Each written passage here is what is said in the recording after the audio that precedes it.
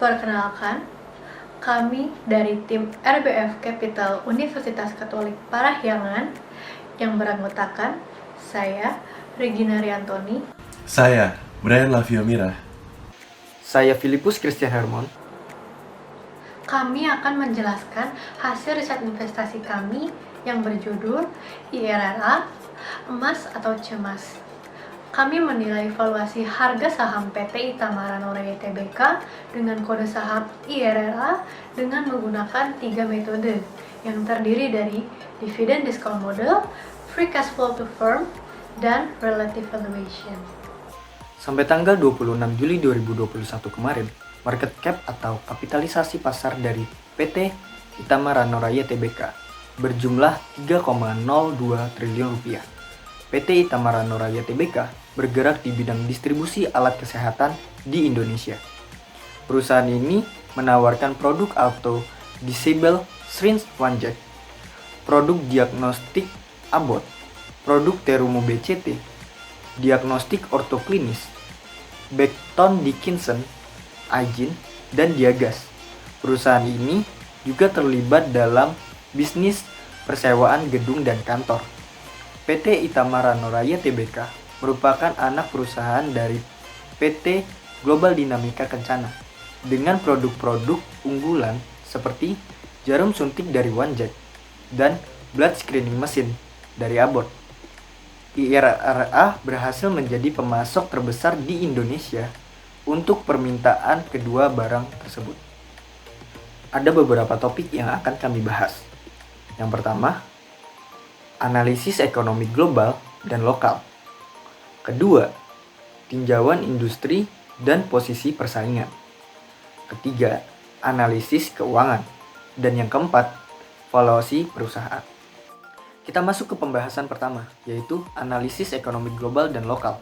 Dilihat dari perkembangan wabah COVID-19 di Indonesia, pemerintah masih kesulitan menangani kasus COVID-19 yang semakin parah di beberapa wilayah Indonesia. Hal ini terlihat dari kurang ketatnya pemerintah dalam menangani mobilitas penduduk. Selain itu, momentum produsen juga melambat. Dilihat dari Purchasing Manager Index yang turun pada posisi terendah dalam 3 bulan terakhir di angka 53,5 pada bulan Juni dibanding bulan Mei sebesar 55,3.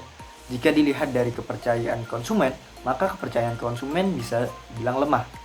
Tekanan daya beli akan tetap menguat dikarenakan pemerintah diperkirakan akan tetap memperpanjang PPKM, yang pastinya akan membawa ekonomi Indonesia semakin melemah di kuartal 3 2021. Pembahasan selanjutnya adalah tinjauan industri dan posisi persaingan. Industri alat kesehatan Indonesia pada tahun 2019 diperkirakan bernilai 4,5 miliar US dollar dengan bobot 62% berasal dari produk impor. Produk impor didominasi oleh alat kesehatan canggih seperti alat diagnostik dan laser medis. Sedangkan produk ekspor alat kesehatan pada tahun 2019 bernilai kurang dari 267 juta US dollar. Produk ekspor sebagian besar merupakan produk bernilai tambah rendah seperti masker, sarung tangan bedah, dan furnitur rumah sakit.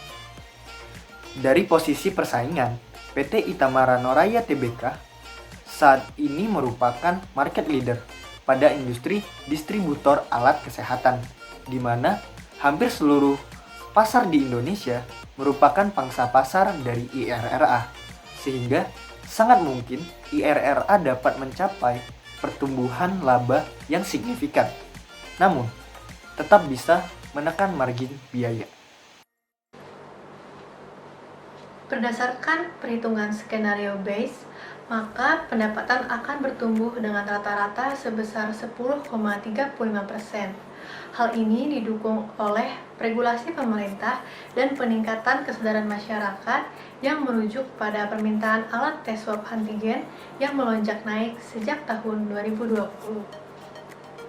Produk yang mendukung pertumbuhan pendapatan berasal dari kategori produk diagnostik in vitro dan kategori produk alat kesehatan non-elektromedik. Kami memprediksikan kedua kategori produk tersebut akan memiliki permintaan yang terus meningkat setiap tahunnya seiring dengan perkembangan teknologi di bidang kesehatan. Perusahaan memiliki tingkat likuiditas yang sangat baik dengan posisi aset lancar masih lebih mendominasi utang lancar. Komposisi aset lancar yang memberikan kontribusi paling besar adalah akun kas dan setara kas dengan nilai rata-rata common size tahun 2021 sampai tahun 2025 sebesar 64,7%. Untuk arus kas perusahaan selama 5 tahun ke depan diproyeksikan masih memiliki saldo surplus untuk melakukan kegiatan operasi. Hal tersebut mengindikasikan kegiatan bisnis inti perusahaan sedang berkembang dan memiliki potensi kenaikan profitabilitas perusahaan. Return on equity selama 5 tahun terakhir berada pada rata-rata 29,62% dengan nilai return on equity pada tahun 2020 sebesar 24,97%. Apabila dibandingkan dengan perusahaan lain yang sejenis, nilai return on equity dari IRRA merupakan yang tertinggi.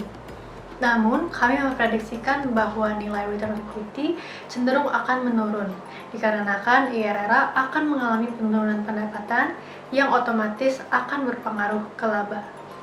Sementara itu, dilihat dari struktur permodalan IRRA, maka kami menggunakan debt to equity ratio yang seringkali digunakan sebagai tolak ukur penggunaan utang dalam meningkatkan aset perusahaan. Nilai debt to equity ratio IRRA diperkirakan akan terus menurun. Dalam hal ini, nilai debt to equity ratio yang cenderung rendah mengindikasikan bahwa perusahaan memiliki resiko yang minimum.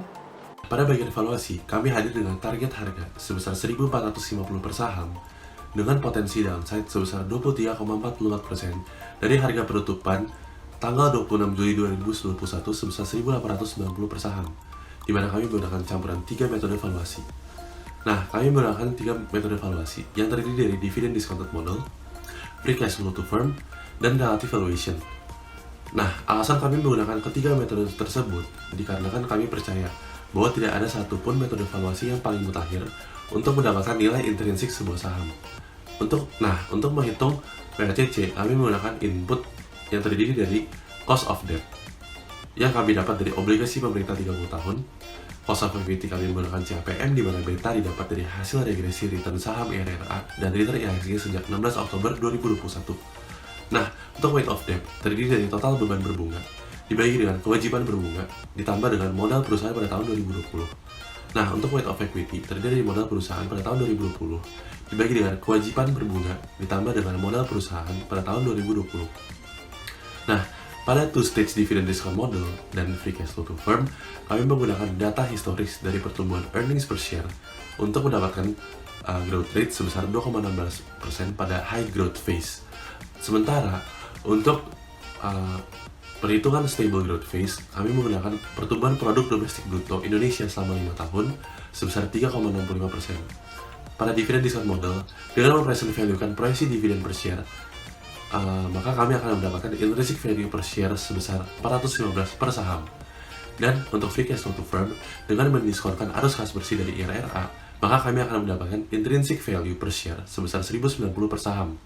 Nah, pada relative valuation, dengan membandingkan rata-rata PE ratio industri dan PE ratio IRRA, kami akan mendapatkan target price sebesar 2.890 per saham.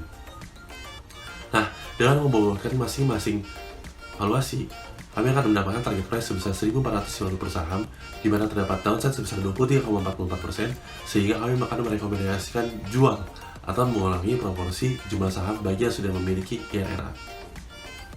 Sekian dari RWF Capital, kami mengucapkan terima kasih dan pamit undur diri.